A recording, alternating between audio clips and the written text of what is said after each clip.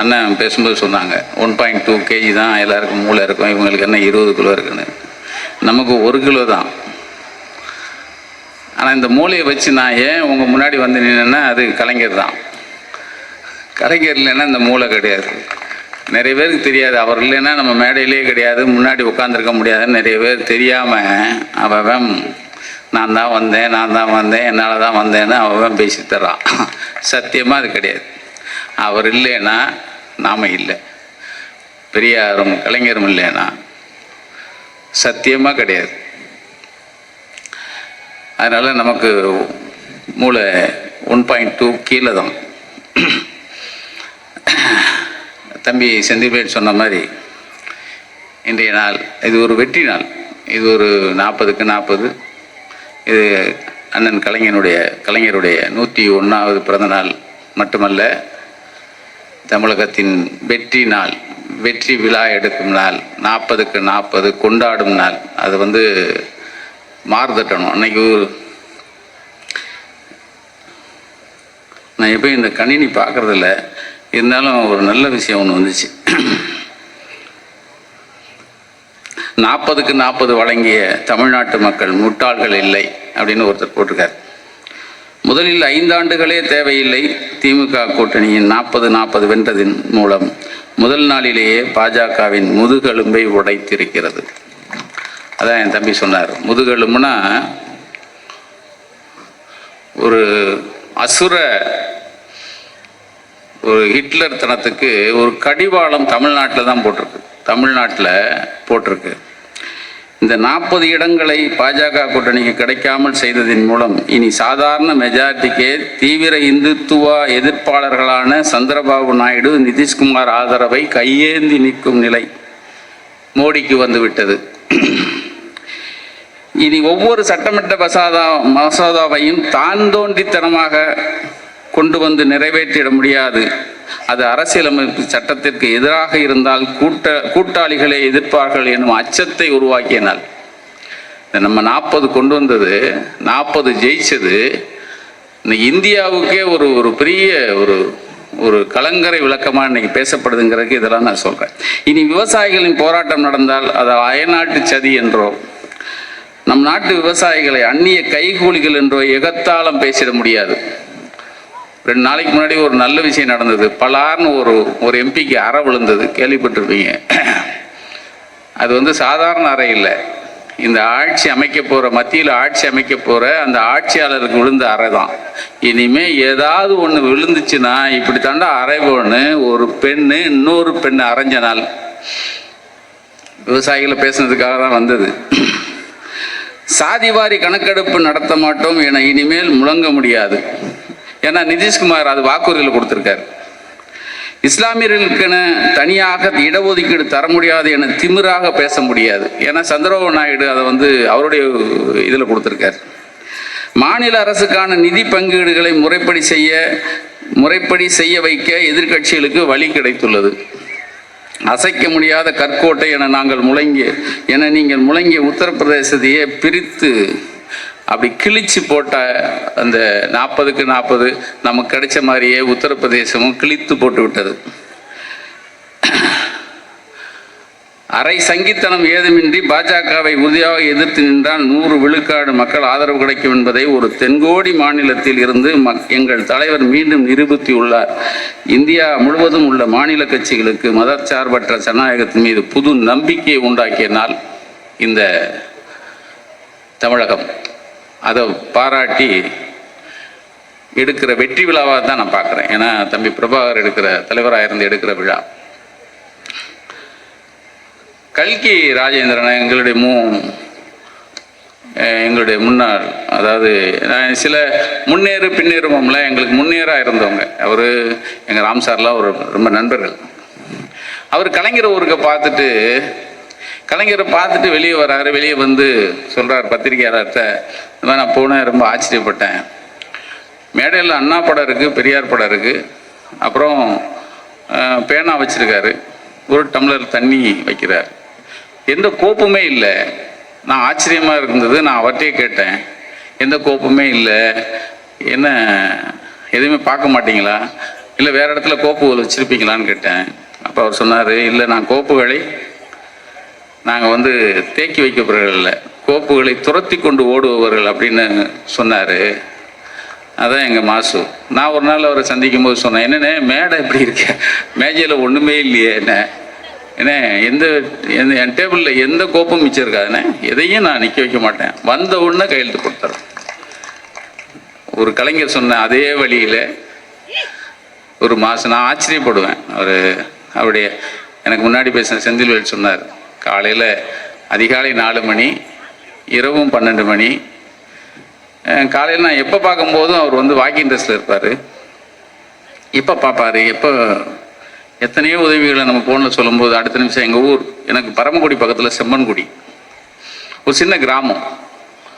அங்கே வந்து ஆரம்ப சுகாதார நிலையம், துணை சுகாதார நிலையம் ஒன்றுக்கு சேங்ஷன் ஆகி இது வரைக்கும் கட்டலை. அப்போ அந்த ஊருக்கு நான் எங்களுடைய குலதெய்வம் கோயில் விழாக்கு போயிருந்தேன். அப்போ நான் கேட்டேன், இந்த மாதிரி எனக்கு சொன்னாங்க, கோரிக்கையை சொன்னாங்க. நான் உடனே அண்ணன்ட்ட ஃபோன் பண்ணி சொன்னேன். அடுத்த நிமிஷம் எனக்கு ஃபோனுக்கு வந்தது யார் தெரியுமா, பரமக்குடியில் இருக்கிற சுகாதார நிலையத்துக்கான அதிகாரி எனக்கு ஃபோனுக்கு வந்தார். சார் சொல்லுங்கள் சார், அமைச்சரே பேசினார் அப்படின்னு. இல்லைங்க, இந்த மாதிரி சேங்ஷன் ஆகியிருக்கேன், அதுக்கு இடம் இல்லாமல் இருக்குது சார், நான் நேராக போகிறேன் சார், நீங்கள் ஒரு ஆளை சொல்லுங்கள் சார், அங்கே பார்த்துக்கிறேன் சார். ஒரு சின்ன கிராமம் தான், ஒரு கிராமத்தில் ஆரம்ப சுகாதார நிலையம் கட்டலை, கட்டலை, அனுமதி கிடைச்சும் கட்டலைங்கிறதுக்கு ஒரு அமைச்சர், சம்பந்தப்பட்ட பரமக்குடியில் இருக்கிற ஒரு அதிகாரி பேசி எனக்கு அடுத்த நிமிஷம் எனக்கு ஃபோனுக்கு வர்றார். இதுதான் கலைஞர் ஆட்சி. இதுதான் கலைஞர் தலைமையிலான முத்தமிழறிஞர் முத்துவேல் கருணாநிதி ஸ்டாலின் அவர்கள் நடத்துகிற ஆட்சி. கலைஞருடைய நகைச்சுவை நயத்தை எங்கள் மணியண்ணன் சொன்னார். எனக்கு அவருடைய நகைச்சுவை நயம் ரொம்ப ஒரு 4-5, ஏன்னா ராவாக இருக்கக்கூடாதுல்ல. ஏன்னா எனக்கு முன்னாடி செந்திவேல் பலார்னு அடிச்சுட்டு போயிட்டார். அதுக்கு முன்னாடி நாம் ஒன்றுமே இல்லை, எனக்கு அப்புறம் தான் பேசியிருக்கணும். அவர் நிருபர்கள் கூட்டம், நான் கலைஞருடைய நகைச்சுவை நயத்துக்கு ஒரு 4-5 சொல்லிவிட்டு அப்புறம் நமக்கும் அவங்களும், நான் வந்து ரொம்ப அவர் கூடலாம் இருந்ததில்லை. நான் வந்து தேவைன்னா பார்க்கறது, கூப்பிட்டா பேசுகிறது, அவ்வளோதான். நம்ம ஒன்றும் ரொம்ப கை கோர்த்து தோல் மேலே தோல் போட்டு அலைஞ்ச ஆள்லாம் நான் கிடையாது. நிருபர்கள் கூட்டம் கேள்வி, கழகத்தை அழிப்பேன் சபதம் இருக்கிறேன், இது சத்தியம்னு எழுத வந்து ஒரு சவால் விட்டுருக்காங்களே, அதை பற்றி நீங்கள் அப்படின்னு. இது எப்போ கேட்டதுன்னா 2008. அவர் கொஞ்சம் ஓவராக தான் இருக்கும். நேற்று கொஞ்சம் அதிகமாகி விட்டது போலும் சொல்லிட்டு கேப் விடுவார். அவர் எப்பயுமே அதான் கேப் விட்டுட்டு ஒரு சிரிப்பார். சிரிச்சுட்டு நான் சொன்னது கோபத்தை, அதான் கலைஞர். 97 9 பேரை காப்பாற்ற போயிட்டு வந்துட்டுருக்கோம். நான் காட்டுக்குள்ளே இருக்கேன், இவரும் அண்ணனும் பாட்டிலும் 2 பேரும் முதலமைச்சர். அப்போ 2 பேரும் சேர்ந்து பத்திரிகையாளர் சந்திக்கிறாங்க. பத்திரிகையாளர் தான் குண்டக்க கேட்டே இருப்பாங்களே, நம்மளுக்கு தான் தெரியுமே, ஒன்றும் உருப்படியாக கேட்கறது இல்லை. அதனால குண்டக்க கேட்பாங்க. கேட்டே இருந்திருக்காங்க. கடையில் கலைஞர் கொஞ்சம் கடுப்பாயிட்டார். எப்படி இது முறியடிக்கணும்? ஒருத்தர் கேட்குறாரு, சார் அடுத்த கட்ட நடவடிக்கை என்ன சார் பண்ண போறீங்க? எல்லாரும் சேர்ந்து சாப்பிட போவோம் அப்படின்னு போயிட்டார். சமுத்திரம்னு ஒரு பெரிய எழுத்தாளர். கலைஞர் எப்பயுமே அவர் வந்து கடுமையாக விமர்சனம் பண்ணிக்கிட்டே இருப்பாங்க. அப்போ கலைஞர் வந்து ஒரு ப்ரெஸ் மீட்டில் பேசிகிட்டு இருக்காங்க. இவர் அதாவது அன்னைக்கு வந்து ஊழல் பட்டியலில் அதிமுக ஊழல் பட்டியலில் அன்னைக்கு வெளியிடுறாரு. சமுத்திரன் இங்கே லேட்டாக வந்திருக்காரு. லேட்டாக வந்தோடனே நீங்கள் என்னை கூப்பிடல, இருந்தாலும் நான் வந்துட்டேன் அப்படின்னாரான் சமுத்திரம். நீ எங்கள் செய்தியை போட மாட்டீங்க, இருந்தாலும் வாங்க. அதாவது ஒரு மனுஷனுக்குள்ள அத்தனை ஒரு அறிவும் ஆற்றலும் நிறைந்த ஒருத்தருக்காக இன்னைக்கு நம்ம பேசிட்டு இருக்கோம். காந்தியும் கோட்சேவும் இப்போது இருந்திருந்தாலும் ஒருத்தன் கேட்குறான். இப்போ நடைமுறைக்கு ஏற்ற மாதிரி சொல்லியிருப்பார். காந்தியும் கோட்சேவும் இப்போது இருந்திருந்தால், காந்தியே கோட்சேவை கூப்பிட்டு என்னை சுட்டு கொன்றியா அப்படிம்பாரு. இப்போ அதான் நடக்குது. எப்போ சொல்லியிருக்காரு பாருங்க. அப்போ கலைஞர் இருந்தபோது அவர் கட்டிய அணைக்கட்டு, அவர் கட்டிய அனைத்து கோயம்பேடு பஸ் ஸ்டாண்ட்ல இருந்து மெட்ரோ வரைக்கும் செந்தில்வேல் சொல்லிட்டாங்க. ஆனால் கலைஞருடைய நூற்றாண்டில், அந்த நூற்றாண்டில் மாத்திரம் கலைஞர் பேர் வர கட்டியது இருக்கு பாருங்க. அதை தம்பி சொன்ன மாதிரி இந்த கிண்டி பல்நோக்கு மருத்துவமனை, அது அமெரிக்கா மருத்துவமனைக்கு இணையாக கட்டியிருக்காங்கிறது நீ எல்லாரும் பாராட்டுற ஒரு விஷயம். நானும் வியந்து போனேன். நீ ஏறு தழுவுதலுக்காக நீங்கள் அலங்காநல்லூரில் ஒரு ஸ்டேடியம் கட்டியிருக்காங்க. எந்த கொம்பனும் அப்படிலாம், அதுவும் கலைஞர் பேரால. இந்த பக்கம் போனால் கிளாம்பாக்கத்தில் ஒரு பஸ் ஸ்டாண்டு, இந்த பஸ் ஸ்டாண்டை தூக்கி சாப்பிட்ற மாதிரி ஒரு பெரிய பஸ் ஸ்டாண்ட் கலைஞர் நினைவில் நீங்கள் திருமண பக்கம் எல்லாம் அவருடைய நினைவு இருக்கிற மாதிரி இந்த ஓராண்டு கட்டிய நீங்கள் விஷயங்களை எடுத்துக்கிட்டீங்கன்னா இன்னும் 100 ஆண்டு இல்லை, இன்னும் 1000 ஆண்டுகள் கலைஞர் நம்ம முன்னாடி நிற்பாருங்கிறத இன்னைக்கு இந்த ஆட்சி செய்கிற முத்துவேல் கருணாநிதி ஸ்டாலின் அவர்கள் தலைமையிலான நீங்கள் அரசாங்கம் கட்டியிருக்கிறத உண்மையிலே பாராட்ட வேண்டிய. ஏன்னா கலைஞருக்கு எனக்கும் கலைஞருக்குமான உறவு ரொம்ப பெருசுலாம் இல்லை. நான் முதல்ல சொன்ன மாதிரி இந்த 9 பேர் காப்பாற்றுறதுக்காக நான் போயிருந்தேன்.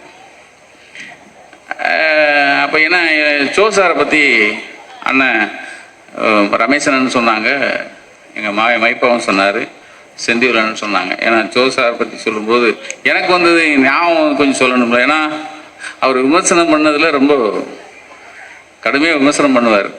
என்னையும் ரொம்ப முண்டக்க திட்டிருக்காரு அவர். ஒரு முறை என்னாச்சு, 9 பேரை காப்பாற்றுறதுக்காக என்னை அனுப்புகிறாங்க. 2 அரசாங்கம் அனுப்புது, நான் போயிட்டு வரேன். போகிறதும்போது கோபால் மாத்திரம் நினைச்சா போறாரு, நினைச்சா வர்றாரு. ஏன் அவர் பின்னாடியே போலீஸ் போய் வீரப்பனை சுட்டு கொண்டாண்ண அப்படின்னு துக்குளக்கில் எழுதிட்டார். யாரு? ஜோசார். நான் வந்த உடனே கலைஞரை பார்த்தேன். துக்குளக்கு பார்த்தீங்களான்னார். நான் பார்க்கலண்ணே, நான் படிக்கிறது இல்லை பொதுவாக. துக்குளக்க நீங்கள் மற்றதை சொல்லிடுறாங்க. அப்போ இன்னைக்கு பாருங்க அப்படின்னார். வீட்டில் போய் பார்த்தேன். கொஞ்சம் குண்டை எழுதியிருந்தார். ஏன் இவர் பின்னாடியே போலீஸ் போய் வீரப்பனை பிடிச்சா என்ன? போலீஸ் ஏன் இவ்வளோ மந்தமாக இருக்குது? கருணாநிதி போலீஸ். இதுக்கு கோபால் நான் சொல்லலை, நீங்களே சொல்லிடுங்க என்னார். சில விஷயத்தை பாலை நம்மகிட்ட தள்ளி விட்டுருவாரு அப்படியே. அப்போ எனக்கு சன் டிவியில் வீரபாண்டியன்னு ஒருத்தர் இருந்தார். அவர் நான் வந்த உடனே எனக்கு ஒரு நேருக்கு நேர்.